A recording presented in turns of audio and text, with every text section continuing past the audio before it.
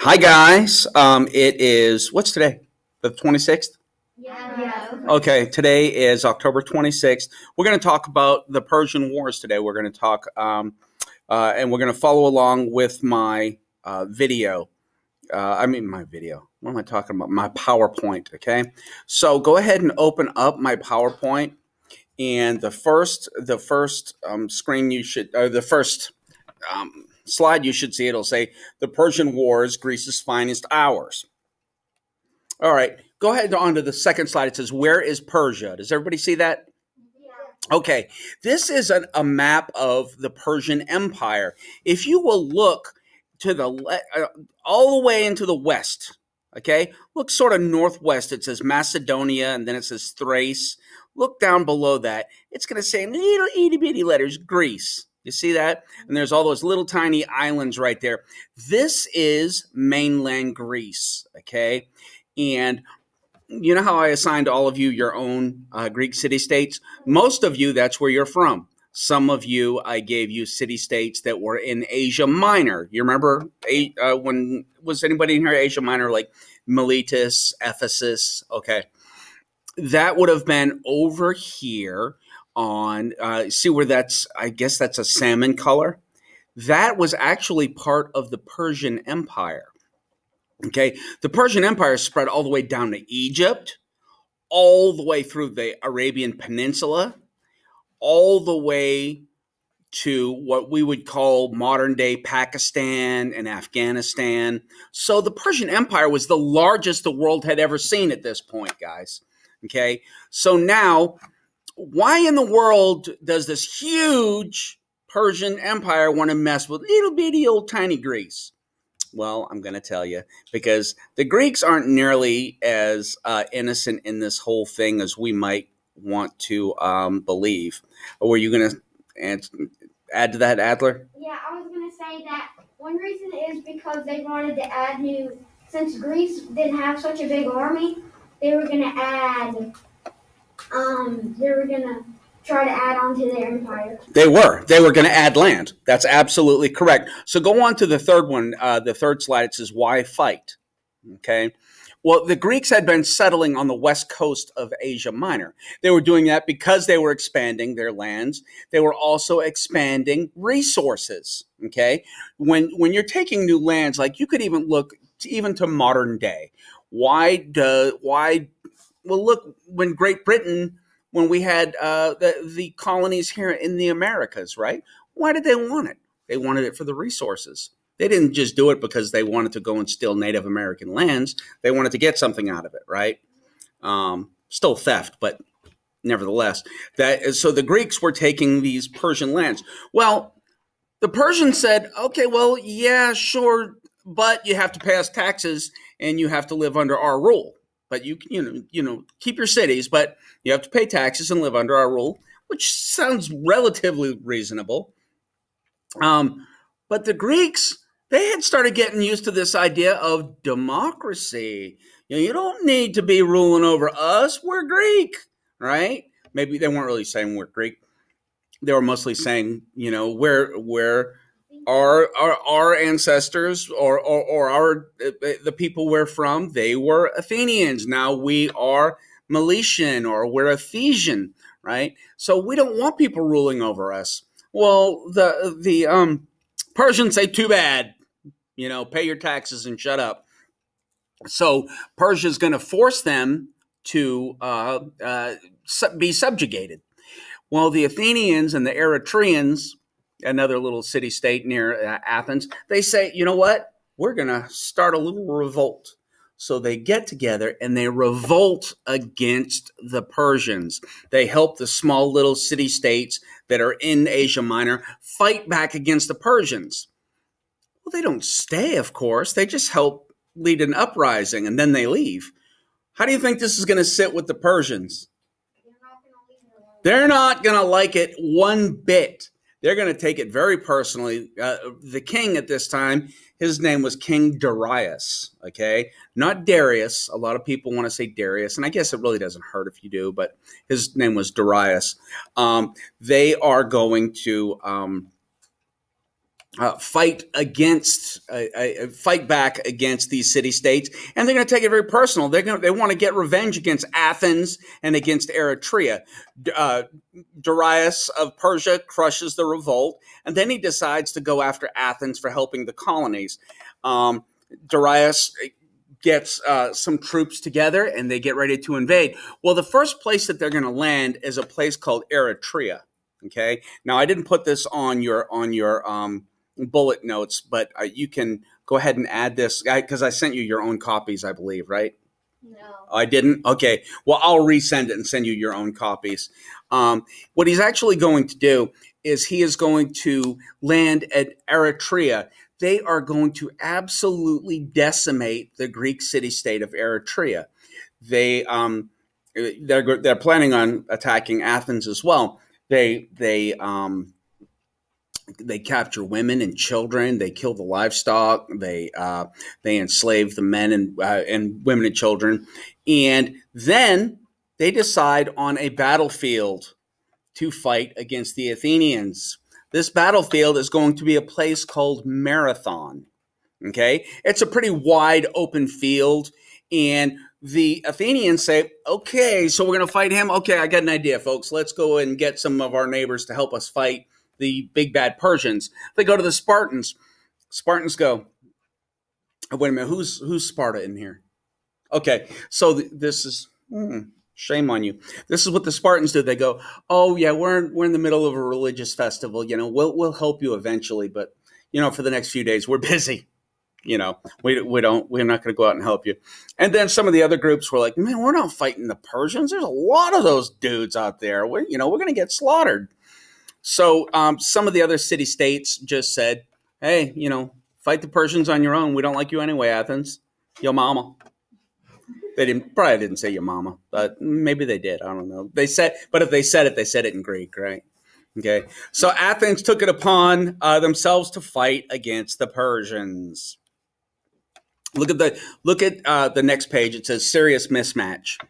Persian troops, about 100,000 Persian troops, and the Athenians about 20,000. So they were outnumbered 5-1, right? Yeah, 80,000 different. Imagine that, 5-1 on this battlefield. Well, they get ready to fight, right? The Athenians are sitting there going, "Well, great, appreciate it, fellas. All of you Greek city-states, you're not going to help us out, so we're on our own, basically." They get out there, but here's the difference. A lot of the Persians, when they would hit the battlefields, they had iron swords, but first of all, their iron was nowhere near as prepared and as hardened as Greek iron. The Greeks would also wear iron chest plate, iron helmets, iron shield, and most of the Persian soldiers, if it wasn't for their iron sword, that's the only iron they would have. They didn't have helmets. They would have maybe head wraps, and they would have wicker shields. You know what wicker is, right? Basically, it's like, at home, do you have like a wooden your basket, like in your bathroom for clothes? And it's like wooden, it's like the little thin wooden pieces. That is wicker. So imagine having that as your shield and going into battle. Okay. So they go out on the battlefield, and the Greeks were known for marching towards their enemy. Let's say Lily is my enemy, right? And we're marching towards you. The Greeks were known to march methodically, locking shields and marching together. Well, the Athenian general says, when you get to within 100 yards of them, take off running as fast as you can. Go after anybody with a bow. You go after them first. So they were going to march straight towards the archers. Yes, ma'am. And imagine running as fast as you can in 70-pound armor. Yes, but here's the thing. They were actually trained to do it. You know what I mean? They were all in very, very good shape. Now there weren't like the Spartans kind of shape. That was a completely different shape. That's like saying, a regular army soldier as opposed to a special forces Navy SEAL. You know what I mean? That Navy SEAL is going to be much better trained, right? Even though the other guy is still a soldier. So the Spartans were very specialized in warfare, but the Athenian soldiers were nothing to sneeze at. They were very tough soldiers, right? So they run across the battlefield. They fight them, Josh. They fight them, and not only do they start whipping them, I'm going to show you the numbers here. If you will, go ahead to your next slide. And they literally are going to defeat them. They kill over 6,000 Persians. Do you know how many Athenians were lost? 192 to 6,000. Okay, I think even more than say. I think it was almost like 6,500 or something silly. Very high number. The Athenian army does break the lines. They rout the Persians. Darius and his men are embarrassed. They run back to their ships. They're getting on their ships as quick as possible. The Athenians run them almost all the way into the ocean, right? So when they finally get them there, by the end of the day, when they're getting on the ships, guess who shows up? The Spartans. They're like, hey, what'd we miss? Ready to fight. Oh, you already won? Okay, I guess we're going to go home. So, yeah, so the Spartans missed the entire thing. Yes, ma'am? Didn't they also kind of get the advantage because half of the Persian army left? Well, they were scared. They were routed. That's why they left. Yeah, absolutely right. And if you will, go on to your next slide. There's just a pencil drawing of the battle. And what you can do is look at the actual armor. The Athenian there with his helmet. And it looks like he almost has like the bottom of a broom on the top of his helmet. And then look at the soldiers that are running away. Look at the way they're dressed. Some of them have, none of them have armor. Some of them have some wooden shields. Yeah, most of them that's exactly what most of them were wearing, So they were very much out armored and weapons. They were outclassed, and then the soldiers themselves were much more readily prepared for battle. Yes, ma'am. Would the Persians have, since they're like a more together empire, would they have more like armor? No, they didn't. It was the opposite. The Persians were not prepared for battle. They were used to fighting just like Adler was saying, like in a tunic or in maybe a head wrap instead of a helmet. The Greeks were much more prepared for battle, because that's what they lived for a lot of times. Yeah, you would think it would be because the Persians were this great empire. They were so large. Okay. And again, go on to the next slide. It says a slaughter. You see that? Okay. It says the Athenian army almost drove them into the sea. Look at the total final tally. 6,400 dead to 192 dead. And this actually, guys, is where you're going to get the old wives' tale. At least we believe it's probably a wives' tale. About the guy who runs from Marathon all the way to Athens. He runs 26.2 miles, and he gets all the way there. And when he gets there, he screams, Nike, which means victory, and he falls over dead. Okay? Like he runs back to tell the Athenians of the great victory. Now, and supposedly his name was Phidippides.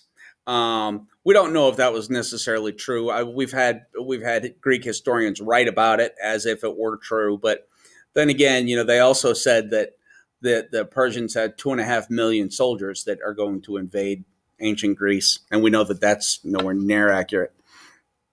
Okay, back for revenge. The Persian Emperor Darius never returns, but his son Xerxes is going to. Before I tell you any more about this, I think that you probably have already heard about this, but Darius, he's full of anger and he's full of he wants revenge so bad. He had every time he 3 times a day, every time he goes to eat. Did you hear about this? Yeah. Okay. He would have his manservants tell him, remember Athens. Or remember the Battle of Marathon, remember your revenge. And his little son here grows up listening to this all day long. You know what I mean? All he knows from the time he's a little bitty baby well, maybe he wasn't a little bitty baby, but from the time he was very young until he was a grown man, how much you should hate the Athenians, how much you should hate the Greeks in general, but specifically the Athenians. Okay, so in 480 BC, the Persians are going to return to Greece. They brought even more men with them this time around. Okay, but we're going to talk about the Battle of Thermopylae, but I want to show you a map first. Okay, the Persians met the Greeks at Thermopylae. This was a really weird, geographically, it was a weird area because for the Greeks looking at it ahead of them on the left side or the western side were these high cliffs, high mountain cliffs, right? But on the right side or the eastern side were cliffs going down below all the way to the ocean, right? And then in between was an area, a path of about 50 feet wide, okay? So about a third of a football field, okay, wide. So if you have 250,000 Persian men marching, how in the world are they going to get through there? Slowly, right? It's like, yeah, exactly. It reminds me of like, you know what an hourglass looks like? You can have all the sand in the world, but if it can only go through one little tiny path, it's going to take a while, right? So what do the Greeks decide to do? They decide, hey, let's meet them at that path. Let's stop them there, and we'll fight them there. They're going to be led by a man, a Spartan king. His name was Leonidas, Leonidas. Leonidas is going to lead 300 Spartans and about 7,000 Greeks total. A lot of the city-states that I assigned all of you, you would have had groups like the Corinthians. They had soldiers there, the Thespans, the Argonians, or the Argonauts, rather. I think Argonian is from a video game that my son plays. I say my son. It's me. So you did have other groups. You had some Athenians there. So they go and they are literally going to fight for the first 2 days. They're going to fend off all of these attacks from the Persians. Yes, ma'am. Who is leading the Persians now? Isn't he a traitor? Xerxes? No, the leader used to be a Spartan king. Can't think of his name. But... And he's with the Persians? Yeah. Oh, actually, he was. I've heard several stories. One story I heard that he was a Greek sheep herder that was from the area. His name was Ephialtes. And then I've heard other people say that he was actually a soldier that had defected over to go and side on the. He must have wanted to live, basically. And he gave the Persians knowledge about a path that would go around. It was like a goat path. It would go all the way around, and you could actually surround the soldiers, and that's what's going to happen. But they do fight them off for 2 days, and then on the third day, it's a really powerful battle, and I'll explain that in a minute. But let's go on to the next slide, and that is a map. Okay, it shows you where the Persians are actually going to come from. See, follow that black line on the top. And they're actually going to go across here, this area. It says just to the left of where it says second trip of invading Persians. You see how there's the water. It says the Sea of Marmara. And then there's the Aegean Sea. That area right there is a small little area called Hellespont. And they literally put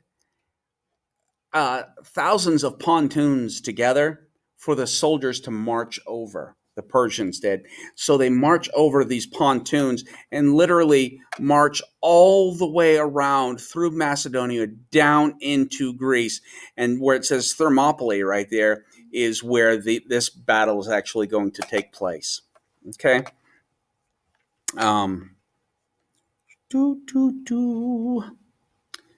Let me see here. Okay, and go to the next slide. It says the downfall. A Greek trader showed the Persians a secret passageway, allowing the Persians to go around behind the Greeks. Well, Leonidas is going to find out what's going on here. So he's Oh, okay. So Leonidas is going to tell the other Greeks, "Hey, go home, go to your city states, and get your families and go and hide." A lot of the Athenians, by the time the Persians are going to get there, Athens is going to be almost empty. Okay, because of this battle here, it gives the rest of Greece time, this other city states, to go and hide, to go and get in these boats and go and hide in the islands, out in the Aegean Sea, or hide up in the mountains. So what Leonidas does is he orders all the men, "You leave. Me and my Spartan soldiers are going to stay here and fight to the death." So they stay. Again, you're my Spartan, right? Okay. My Spartan here, so I'm going to refer to you now as Leonidas. You don't mind being called Leonidas, do you? Are you sure? He had a beard. Do you mind growing a beard for me? You don't mind growing a beard? Okay, go ahead and start now. Okay. All right. So what he's going to do is he is going to stay at that pass, and they fight. And the Persians, before they overrun them, they say, they say, "Drop your weapons." And they answer by King Leonidas. He says, "Molan lave." Does anybody know what that means? No idea. In Greek, it means "come and get them." Right? So he's tells them, "Come on, bring it. Let's do this. Let's fight." And one of the Persian generals says, our arrows our archers are so many. When we shoot our arrows into the sky, they will blot out the sun. And one of the generals, his name was Dionysius, he serves under Leonidas. He goes, "Good, I like to fight in the shade." So they do. They fight, and they fight until the death. They all 300 Spartans die there on the battlefield, but it gives the rest of Greece time to go home and escape the attacks. Okay, by the Persian soldiers. So, have you ever heard of a moral victory? Have you ever heard of that term before? A moral victory? Like you lose the battle, but you still won something? Yeah. You might have lost the battle because they all died, right? So they lost the battle, but how could you morally win that same battle that you just lost? The Greeks got away. The other Greek soldiers have now escaped, right? And they have saved the lives of how many family members, of how many other Greeks from the other city-states, saying, "Hey, go and hide, get out of town. The Persians are coming," right? So, and we, to this day, look, guys, it's 2,500 years later, and we're still talking about this doggone battle where 300 men died. Think about it. That's relatively small number of men, of Spartan soldiers, to have died for us to be talking about it 2,500 years later. Okay, so it was a moral victory, and that's going to be one of the terms that we use in the near future. You'll have to be able to identify that. Okay, about 300 Spartan. Oh no, we already did that. Yep. Okay. And then there's another picture there of basically the final battle. You see the Spartan soldiers are completely surrounded, and a lot of them are dead or falling over, but they fight until the last man. Why is that person on the front? Why is it a picture wearing a blue shirt and green leggings? He probably is. All right. Then the next, go on to the next picture. We see the final moments of the battle where they're being shot down with arrows. A lot of the Spartans thought that if you shot an arrow in battle, then you were being a wimp. Basically, you're being a coward by having to shoot an arrow at somebody instead of fighting, face to face. Which is sort of interesting concept because, even to this day, we sort of have that idea, like when we hear that somebody shot somebody, we think, well, how cowardly was that? Why didn't you just settle your differences with your fist? Have you ever heard, like people who do things like that? So, you sort of still do have that concept, but the Spartans did not believe in using archery like that in battle. Okay. So the next slide says, "Here come the Persians." The Persians are going to go pour into Greece by this point. They do burn Athens to the ground. They destroy it, but it's sort of a hollow victory for them, isn't it? The reason why is there's nobody there for them to freak out and freak out on, right? The city was almost completely empty. I mean, there were still some people there, but very few people, and most of the riches and wealth gone. They took it with them. Now, granted, there were certain things that they couldn't take, like big, huge statues and things like that. And of course, the Persians would have stripped those down of their ivory and their gold. But for the most part, there was not much there for them to take. Yes, ma'am. Well, I'm not sure if this is right, but isn't there was a statue and the Persians burned it down or something? Yep. I think it was the Athena statue. Yeah, that's right. And then the Acropolis and the big Parthenon, they're actually going to do that to the statue of Zeus too. A big, huge statue of Zeus. All right. Now let's go into where it says the Battle of Salamis. Do you see that? The Battle of Salamis is going to take place almost at the exact same time as the Battle of Thermopylae. Okay. Only this battle is going to be a battle at sea. So for as tough as we know that the Spartans were with as soldiers on the ground, the Athenians were pretty much just as tough on the ocean. Okay, they controlled these ships called triremes. When I say I'm talking about three. There were three levels of these ships of these oarsmen. Right now, these ships were not controlled by slaves. Okay, they were controlled by soldiers who also would fight. Okay, which is unlike the Persians, who had most of their ships were run by slaves who would have been chained in. Okay, and think about this: most of Persia is desert, right? Maybe not desert, but dried land, right? So they probably weren't the greatest swimmers. They probably had very few people who even knew how to swim. Okay. Also, they were not natural sailors. Athens, they were natural sailors. That city was right on the ocean, right? So these people grew up as sailors. They were by far superior in battle tactics on the ocean. And what they did is they absolutely will decimate the Persians on the ocean. They were outnumbered 1,200 ships to 300 ships, right? And they absolutely crushed the Persians at sea. They were outnumbered 4-1, 4 ships to 1 ship. Now, all of the Athenian ships were battleships. A lot of the triremes that the Persians had,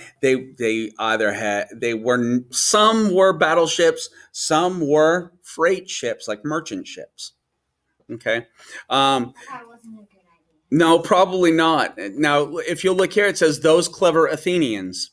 The first Greek ships that first sailed from shore, like they were escaping, they were fleeing away, right? So then, what do the Persians do? They go after them, but they really weren't fleeing. They pretended that they were, and then they went and they hid in these coves, right? And then, as soon as the Persian ships came through, then they popped out of all these places where they were hiding. They would hit those ships, and they would punch a hole in the side of those ships because they had like these like rams on the front, like these, big, and they would just punch a hole in it, and then they would pull out and escape. Well, why didn't they just stay and fight? Well, they didn't have to. Most of the Persians didn't know how to swim anyway, right? So once they punched a hole in the ship, then they could go and attack another ship. Before Persians knew what was happening, half their ships were already gone. They were sinking. Yeah. The Persians, at this point, a lot of them flee back to Persia. That's what you were talking about earlier when you said half of them went back to. That is where half of the military goes back to Persia. And that's actually where Xerxes is going to turn around and go back to Persia. A lot of his other men are going to go on. It says go to final battle. You see that? There's going to be one final battle we're going to talk about. This is going to be called the Battle of Plataea.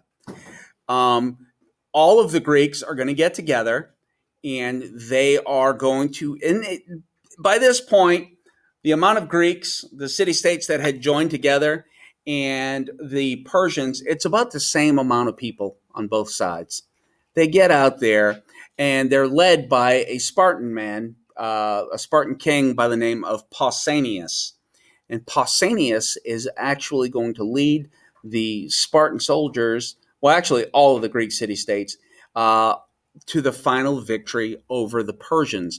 At this point is when the Persians will retreat back to the Persian Empire for good, and they leave the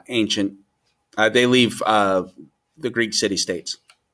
And I'm going to ask you this question probably in the form of an essay when I do give you your test. And my question here is, how did the Greeks do it? How in the world did they face such crazy numbers and come out on top? Because it just doesn't seem to make any sense how you could go and have that many more Persians on the battlefield and the Greeks still come out on top. Well, here's the 3 reasons. What does inherent mean? It's naturally occurring there. Okay, it naturally occurs there. And so this has an inherent advantage of the defender. Defenders almost always are going to have an advantage. Why? They know the land better. Also, they have people that support them there. Another reason, they were just better soldiers. They trained to be better soldiers. Spartan warriors, like I said, from the time they were infant, I mean, no, I shouldn't say infant, but by the time they were 7 years old, they're already training for warfare. Okay. And then the last thing, they also used surprise attacks, especially at sea. There was like a lot of those in every single battle. Yeah, absolutely. Surprise attacks, twists and turns, and then they used battle tactics much better than just going out on the battlefield and saying, oh, okay, go ahead and fight. They used, you remember what I said a little while ago about the Athenians when they were fighting at Marathon, they took off running across the battlefield, so they took away the advantage of the archers. So, they were very, very smart militarily. And I think I'm going to call that there. And we will, I'll show you guys a couple of videos, but that's going to be the end of your video here, or notes for this.